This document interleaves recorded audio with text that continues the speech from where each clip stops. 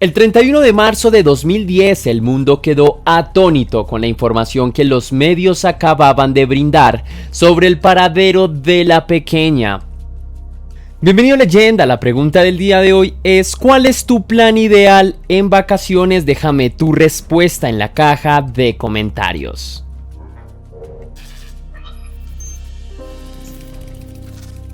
El día de hoy hablaremos de uno de los casos más controvertidos de los últimos años en México. A pesar de que en el Estado de México al año desaparecen gran cantidad de niños, este caso tuvo muchísima repercusión, en buena parte porque la niña desaparecida era hija de una familia bastante acomodada y además por las extrañas condiciones bajo las que la pequeña desapareció y más aún en las que fue encontrada. A día de hoy no se sabe con exactitud qué fue lo que le pasó a esta pequeña, pero hay en la sociedad una especie de rencor hacia los implicados en el caso, pues se sobreentiende que no dicen la verdad y que hay muchísimos elementos que se han otorgado intencionalmente. El día de hoy, leyendas, hablaremos del caso de Paulette Guevara, pero sin más dilaciones, recuerda que te habla tu amigo Tesla y te conectas a Test Misterios.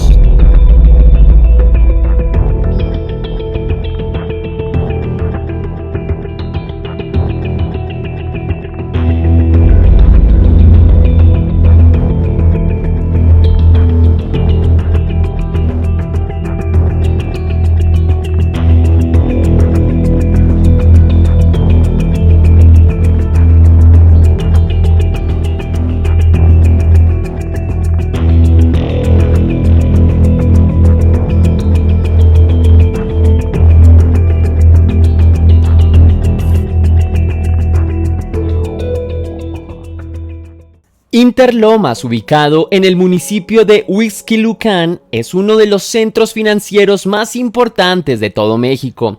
Un sector desbordante de rascacielos, centros de convenciones y comerciales y condominios donde viven varias de las personas más adineradas de todo México. Fácilmente se podrá decir que esta es una de las zonas más seguras para vivir de todo el país y eso era precisamente algo que la familia Guevara Farah sabía con claridad. En ese sector llevaban una vida tranquila, tal y como sus comodidades económicas se los permitía. El día 21 de marzo del 2010, Mauricio Guevara llegó junto con sus dos hijas a casa, después de un pequeño viaje por Valle de Bravo. En casa, su esposa y madre de sus hijas, Lisette, esperaba por ellos como siempre. Al llegar, la madre abrazó a sus hijas, las acompañó un rato al cuarto, estuvo con ellas y después las acostó en sus respectivas camas, les dio un beso de despedida y salió de la habitación en camino hacia la suya, donde su marido la esperaba para dormir. Sin saberlo, Mauricio y Lisette acaban de ver a una de sus hijas por última vez en sus vidas. Cuando la joven pareja se despertó por la mañana, pensaron que sería un día como cualquier otro. Su vida acomodada no solía tener demasiadas preocupaciones ni altibajos.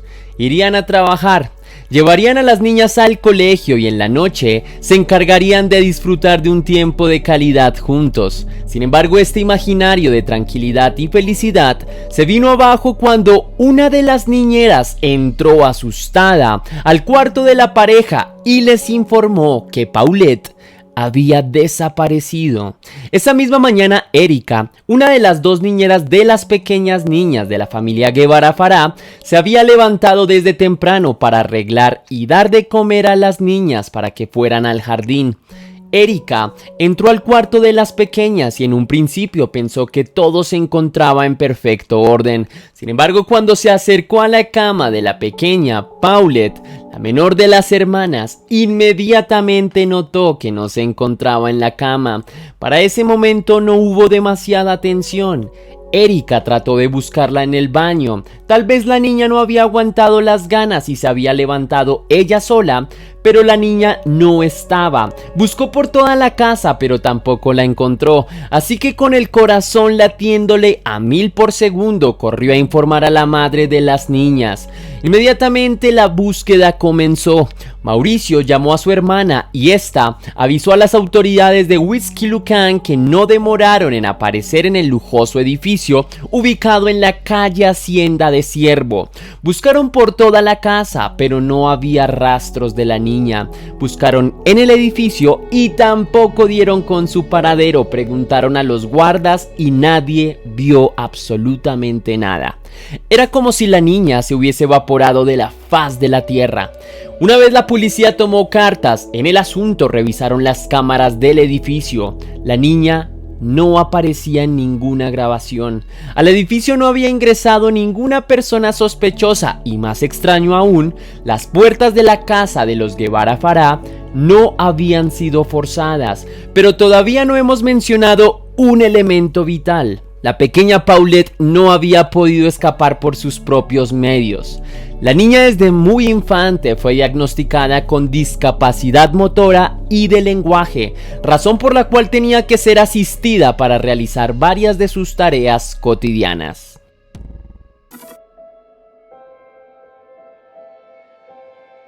Paulette nació el 20 de julio del 2005. Fue la segunda hija del matrimonio entre Lisette Farah y Mauricio Guevara. Su hermana era apenas 3 años mayor que ella y gozaba de perfecta salud a diferencia de su pequeña hermana. Paulette nació prematuramente y sufrió un derrame cerebral que, como habían informado los doctores a su madre, afectó en gran medida el desarrollo de su hija, haciendo que sufriera de deficiencia motriz y trastorno del lenguaje. Pero la pequeña sortió esos problemas con relativa facilidad. Los diferentes tratamientos que su familia pagó le permitieron caminar, a pesar de que en un principio los doctores le habían informado que nunca podría hacerlo.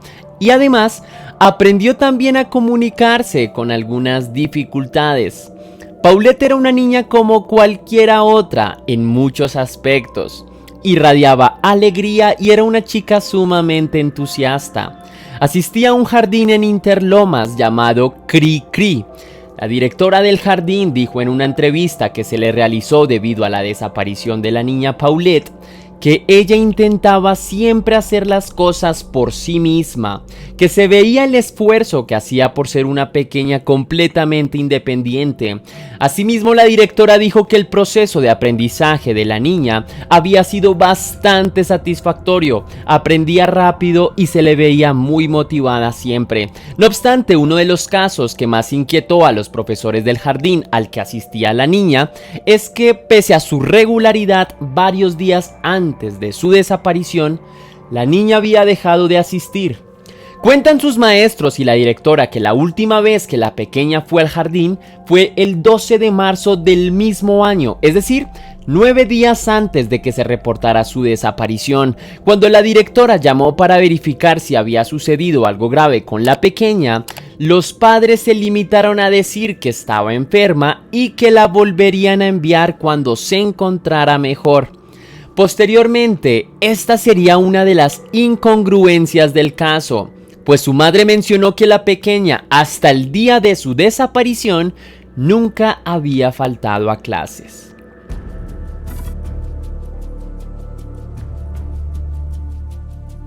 En la tarde, después de haber constatado que no había rastro de la menor, la policía empezó a difundir un cartel con la información de la niña. Pero la familia Guevara Farah tenía medios de sobra, así que rápidamente subieron información a las redes sociales y en un momento todo internet estaba inundado con la información de la niña. El país entero buscaba a la pequeña, las calles se llenaron de personas pegando carteles que decían así: "Ayúdame a regresar a casa", con una foto de la pequeña seguido de la siguiente descripción: "Me llamo Paulette, tengo 4 años, tengo discapacidad motriz y de lenguaje, presento una cicatriz en la espalda del lado izquierdo, no puedo valerme por mí misma, necesito a mis papás. Pero no terminó ahí. La familia pagó para que cadenas televisivas y radiales transmitieran la información. La familia estaba decidida a encontrar a la pequeña, pero la policía tenía claro que, a pesar de que la prioridad era dar con el paradero de la niña, su deber también consistía en recoger todos los testimonios de la familia para reconstruir cada uno de los hechos.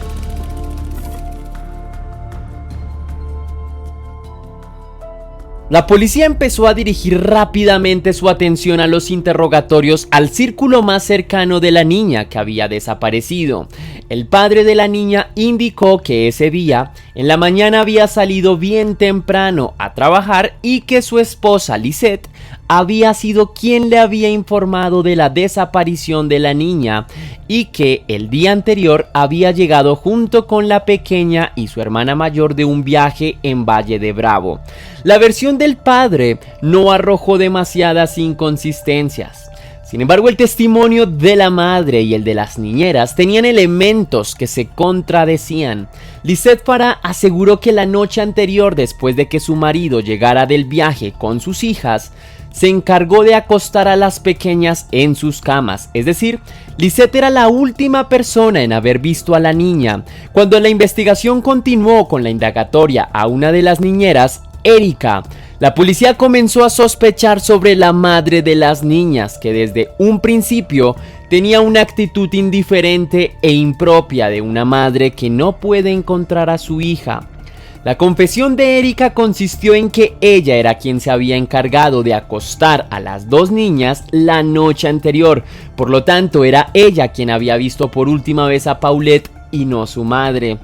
Después de varios días de búsqueda infructuosa y ante lo que las autoridades calificaron como testimonios falseados o contados de acuerdo a salvaguardar su propia libertad, la policía decidió arraigar, es decir, tomar medidas de aseguramiento contra Mauricio, Lisette, la hermana menor de Paulette y las dos niñeras, Erika y Marta. Según informaron las autoridades, también se realizó este procedimiento para salvaguardar la vida de estas personas, debido a que el caso fue tan mediático que las personas empezaron a sospechar de la familia entera.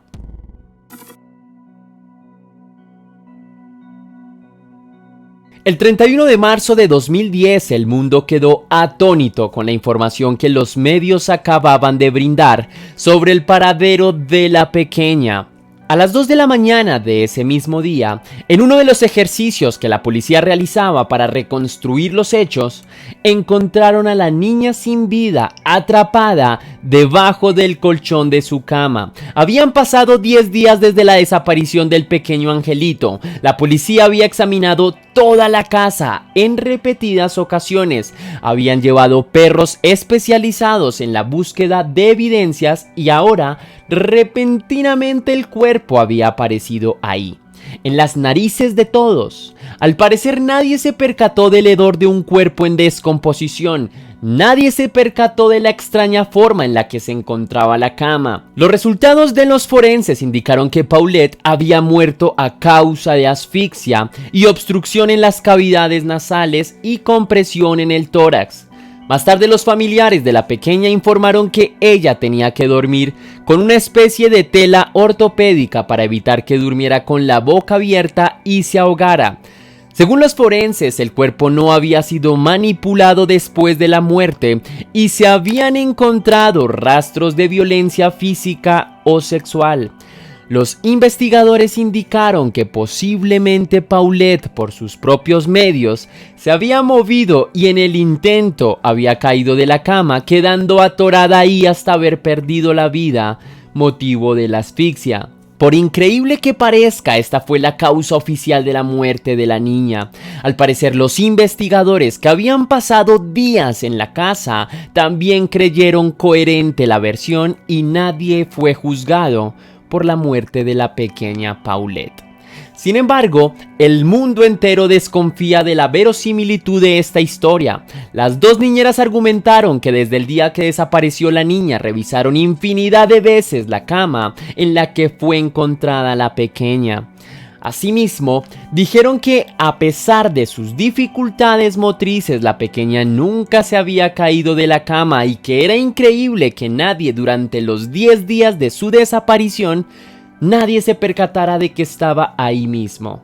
Por su parte, una de las reporteras que en ese momento cubrió el caso y que tuvo la oportunidad de entrar en el hogar y entrevistar a la madre Lisette Farah en el mismo cuarto y en la misma cama donde fue encontrada la niña, dijo que era imposible que el cuerpo, que para el día de la entrevista ya tenía que llevar al menos 5 días, hubiese estado ahí durante todo ese tiempo. La periodista dijo que incluso ayudó a la madre a arreglar la cama para que se viera lo mejor posible para la televisión y que no se percibía ningún tipo de olor ni ninguna protuberancia extraña que sobresaliera de la cama. Sin duda alguna, este debe ser uno de los casos donde más desfachatez se puede encontrar a la hora de manipular la información. A pesar de que posteriormente continuaron las investigaciones, ninguna de las partes se consideró que tuviera implicaciones directas en el caso. Lisette, ante su aparente frivolidad, demostró que padecía de trastorno de personalidad y la corte la encontró inocente. El padre, por falta de pruebas, salió totalmente indemne de la situación. Por su parte, las niñeras a día de hoy siguen dudando de la inocencia de los padres en la muerte de la pequeña Paulette Guevara Farah. En el año 2017 el cuerpo de Paulette fue exhumado, pues la policía consideró que a estas alturas ya no se obtendría ninguna evidencia más. Paulette murió en las más extrañas condiciones y las investigaciones simplemente aceptaron una de las versiones más incongruentes, no solo de la historia de México, sino del mundo en general. Hasta aquí el video de hoy, leyenda. Cuéntame en la caja de comentarios, ¿qué crees que realmente pudo haber ocurrido con Paulette? ¿Y por qué los investigadores no continuaron con la investigación? ¿Crees que en alguna medida la información fue manipulada o que los padres de la niña se encargaron de comprar la verdad? Sin más que agregar, pero con muchas interrogantes en la cabeza, te deseo un excelente día, leyenda, y como siempre, que las dudas te acompañen. Nos vemos en un próximo capítulo.